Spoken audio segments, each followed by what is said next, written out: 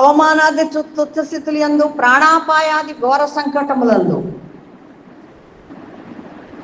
మానవ అవమానం జరిగినప్పుడు కూడా మనం వాటిని తేలికగా తీసుకుని, అలాగే ఇప్పుడు మన ప్రాణం సంకటంలో పడింది, చాలా అపాయంలో పడ్డాం, అందులోంచి మళ్ళీ బయటకు వచ్చేసాం, నార్మల్సీకి వచ్చేసాం. ఎలాంటి పరిస్థితుల్లోనూ కూడా నువ్వు ఉద్వేగం చెందరాదు. కంపోజ్డ్ దీంతో నువ్వు ఉండాలి. ఇవన్నీ కూడా ఏంటంటే అప్పుడప్పుడు తోచు గంధర్వ నగరాది విచిత్ర, అంటే ఆకాశంలో మనం చూస్తాం, ఒక్కొక్కసారి కళగంటాం, కళలో నీకు ఒక పెద్ద ప్యాలెస్ కనపడింది, కళ అయిపోయింది, ప్యాలెస్ వ్యానిష్ అయిపోయిందా లేదా? అలాగే ఈ అవమానం అనేది, ఈ మానం అనేది ఈ నిమిషం ఉంది, నెక్స్ట్ డే అది లేదు. అలాగే మనకి జీవితంలో ఎన్నో విచిత్రమైనటువంటి పరిస్థితులు ఎదురవుతాయి. ఒకనొకప్పుడు ఒకళ్ళు మనతో చాలా క్లోజ్గా ఉన్నారు, మన రహస్యాలన్నీ వాళ్ళకి తెలుసు, మన గుట్టుముట్లన్నీ వాళ్ళకి తెలుసు. కొన్నాళ్ళు అయ్యాక వాళ్ళు అప్పట్లో మనల్ని చాలా తేలికగా తీసుకుని మనల్ని పక్కనెట్టేశారు. కానీ తర్వాత టైం మారిపోయింది, నువ్వు పెద్ద పొజిషన్లోకి వెళ్ళిపోయావు, నీ సీక్రెట్స్ అన్నీ వాడి దగ్గర ఉన్నాయి, ఆ విషయం కూడా నువ్వు మర్చిపోయావు. తర్వాత వాడు పిక్చర్లోకి వచ్చాడు, నువ్వు ఎంత పెద్ద పొజిషన్లోకి వెళ్ళావు కదా, ఆ పొజిషన్ని బ్లాక్మెయిల్ చేయడానికి వాడు వచ్చి నీ ఎదురుకుండా కూర్చున్నాడు. వాడిని చూడగానే నీకేమనిపిస్తుంది? కోపం వస్తుంది కదా, బాబాయ్ వీడు ఏం చేసేస్తాడో, నా రెప్యుటేషన్ ఏం పాడు చేసేస్తాడో అని నీకు అనిపిస్తుందా, అనిపించదా? అలాంటప్పుడు నువ్వు ఉద్వేగం చెందరా, చాలా కామ్గా కూర్చోవాలి. ఏంటి ఇలా వచ్చావేంటి అని అడగాలి. అంతే తప్ప ఒకప్పుడు నువ్వు వాళ్ళ దగ్గర చేతులు పట్టుకునే నుంచొని ఉన్నావు, వాళ్ళు మనకేసి చూస్తే చాలు, వాళ్ళు మనకు ఒక 10 రూపాయలు ఇస్తే చాలు అనే పొజిషన్లో నువ్వు ఉన్నావు ఒక రోజు. కానీ ఈరోజు అది కాదు, వాడు ఆ సిచ్యువేషన్నే క్యాష్ చేసుకోవడానికి వచ్చి కూర్చున్నాడు నీ ఎదురుగుండా. వాడు నెంబర్ 1 కల్ప్రిట్, ఆ విషయం నీకు తెలుసు, అందుకే వాడు నువ్వు అప్పుడు వదిలేసావు. నెక్స్ట్ ఫేజ్లో నువ్వు ఎప్పుడైతే మంచి పొజిషన్లో ఉన్నావో నీ ఎదురుగుండా వచ్చి కూర్చున్నాడు వాడు, నేనేదో పెద్ద బ్లాక్మెయిల్ చేద్దామని. ఏంటి కంపోజర్ మాత్రం మనం ఎప్పుడూ పోగొట్టుకోకూడదు, ధైర్యంగానే ఉండాలి. ఏంటి ఎందుకు వచ్చావు, ఏంటేంటి నేను ఏదో చూసి వెళ్దామని, బాగానే ఉన్నాను నేను, అసలు విషయం చెప్పు. అప్పుడు చెప్తాడు, అక్కడెక్కడో సైట్ ఉంది, ఇక్కడెక్కడో ఇదేదో ఉంది, దీనికి అవునా, అయితే నాకు ఇష్టం లేదు, ఈ డీల్ నాకు ఇష్టం లేదంటే, నువ్వు ఒకప్పుడు నాకు రాసిన ఉత్తరాలు నా దగ్గరే ఉన్నాయి, ఓకే 1,00,000 రూపాయలు ఇస్తాను, ఇచ్చేయి.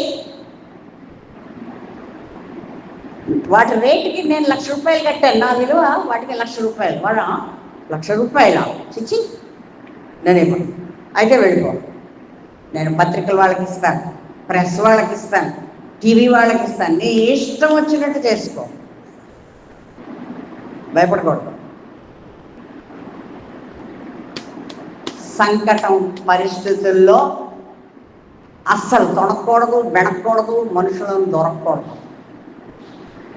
వాడు ఎంత పెద్ద బ్లాక్మెయిలర్ అయినా కావచ్చు, ఏం చేస్తావో చేసుకో, ఆప్షన్ ఇచ్చేయి. అప్పుడు వాడు వచ్చుకుని వెళ్ళిపోతాడు, కోపంగా వెళ్ళిపోయి ఏదో పెద్ద ప్రెస్ ఆఫీస్ దగ్గరికి పట్టుకెళ్తే ఇవేంటి, మేము ఇలాంటివన్నీ మేము పబ్లిష్ చేస్తే మా రెప్యుటేషన్ పోతుంది అంటాడు. ఇంకోటి అంటాడు 100 రూపాయలు ఇస్తాను ఇవ్వండి అంటాడు. చీ అనుకుంటూ వాడు బయటకు వస్తాడు. ఎప్పుడు కూడా భయపడకూడదు. ప్రాణాపాన సంఖ్య అంటే మానవమానాల టైంలో ప్రాణాపానం, ఎందుకంటే your a very strong meditator, ఏ శక్తి కూడా నిన్ను ఏమీ చెయ్యలేదు అనేటువంటి ధైర్యంగా నువ్వు ఎప్పుడైతే ఫేస్ చేసావో, ఎంత పెద్ద పులైనా సరే పిల్లిలా మారిపోయి వెళ్ళిపోతుంది. దేశకాల క్రియాయోగ ద్యుతిపైకి శుభాశుభం అవికారం గృహేతేన తైనేవాత్మానమర్చయే. దేశకాల క్రియ వలన సంభవించే శుభాశుభములను నిర్వికార బుద్ధితో గ్రహించి ఆత్మదేవుని అర్చింపవలెను. Time, space, situations, nothing is permanent, everything is slipping. Time వెళ్ళిపోతుంది, స్పేస్ వ్యానిష్ అయిపోతుంది, పరిస్థితులు మారిపోతున్నాయి. వీటన్నిటికీ కూడా శుభాలు అశుభాలు పర్మనెంట్ కాదు, వీటన్నిటికీ కూడా అతీతంగా, వీటన్నిటి కూడా నిర్వికార బుద్ధితోటి వీటిని గ్రహించి ఈ ఆత్మదేవుని నీవు ఉపాసించవలెను. మీ అమ్మాయికి MBBSలో సీట్ వచ్చింది, ఓకే హ్యాపీ. మీ అబ్బాయి 10th class 10th time fail అయిపోయాడు. ఓకే, మా మేడం అదే అనేది, మా ప్రిన్సిపల్ ఫెయిల్ అయిపోయిన పిల్లలు ఏడుస్తుంటే అది don't try next time you will pass. I failed 10th class 10 times.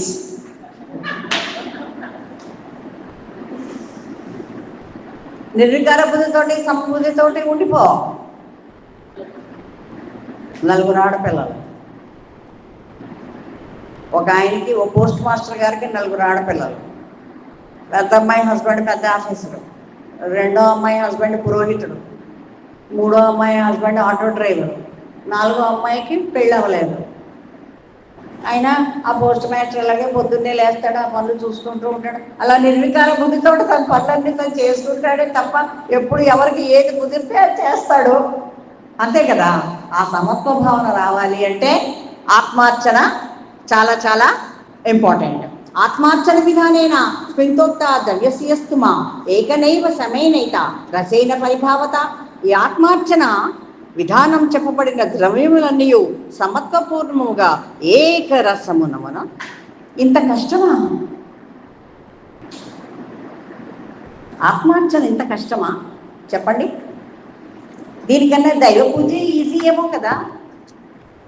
మామూలుగా దేవుడికి పూజ చేయాలనుకోండి, మామూలుగా మన ఇంట్లో ఉన్న దేవతా ప్రతిమకు పూజ చేయాలంటే ఏవో కొంచెం పూలు పెట్టుకుంటావు, ఓ దీపం వెలిగిస్తావు, ధూపం వెలిగిస్తావు, అష్టోత్తరం చేస్తావు, కొంచెం పరమాన్నం నైవేద్యం పెడతావు, టింగ్ టింగ్ టింగ్ టింగ్ టింగ్ టింగ్ హారతి ఇచ్చేస్తావు, ప్రదక్షిణం అయిపోయింది, బయటకు వచ్చేస్తావు.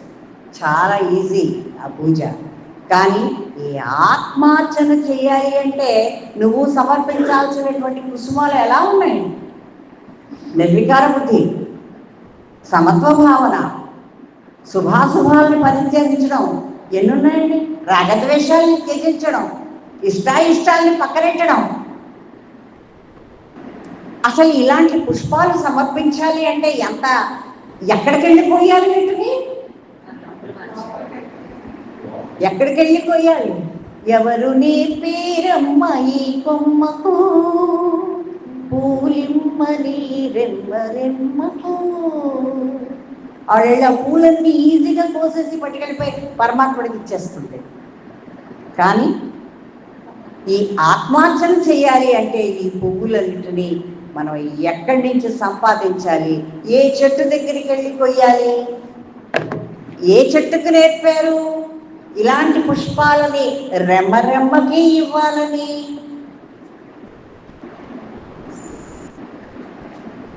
ఏ లీల సేవింతో ఏ మనసు కీర్తింతో సీత మనసే నీకు సింహాసనం.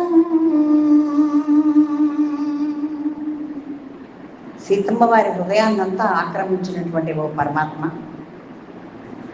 సీతమ్మ వారు ఎలా అర్చించింది రాముల వారిని? ఎలాంటి పుష్పాలతో అర్చించింది?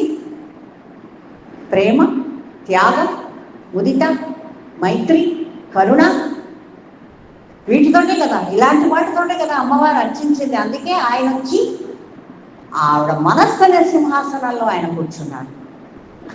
మన మనస్సులన్నీ కూడా స్వామివారికి సింహాసనాల్లో సమర్పించాలి అంటే ఈ రకమైనటువంటి పుష్పాలతోటి మనం ఆత్మని అర్చన చేయాలి.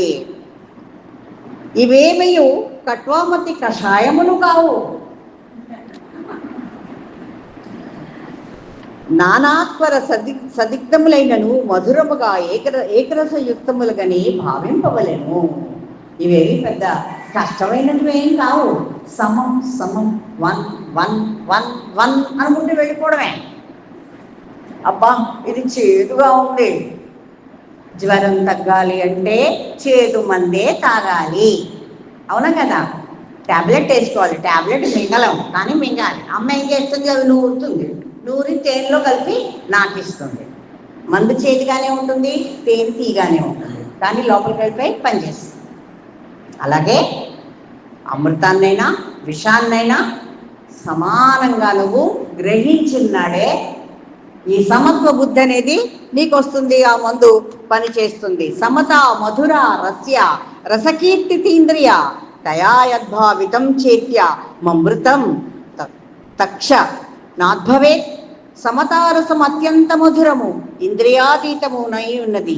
దీని వలన భావింపబడు పదార్థములన్నీ క్షణములో మధురములగును. ఈశ్వరుడు విషం ఎలా తాగాడండి? క్షీరసాగర మథనం జరిగినప్పుడు విషయం వచ్చేది, అందరూ బాబాయ్ బాబాయ్ బాబాయ్ అని పారిపోయారు. ఈశ్వరుడు వచ్చాడు, నో ప్రాబ్లం, నేను తాగేస్తా అన్నాడు. పెక్కెత్తి పోసినట్టుగా పోసిచ్చాడు గొంతులో, క్యాజువల్గా. అంత తేలికగా విషతుల్యమైనటువంటి క్షణాలని కూడా మీరు అమృతంలా ఆస్వాదించాలి. దాన్ని ఒక పుష్పంలాగా ఆత్మకి సమర్పణ చేయాలి. ఇవేమీ లేవు, ఈ రకమైనటువంటిది ఏమీ లేనప్పుడే నీకు ఆత్మసాక్షాత్కారం అవుతుంది, మోక్షం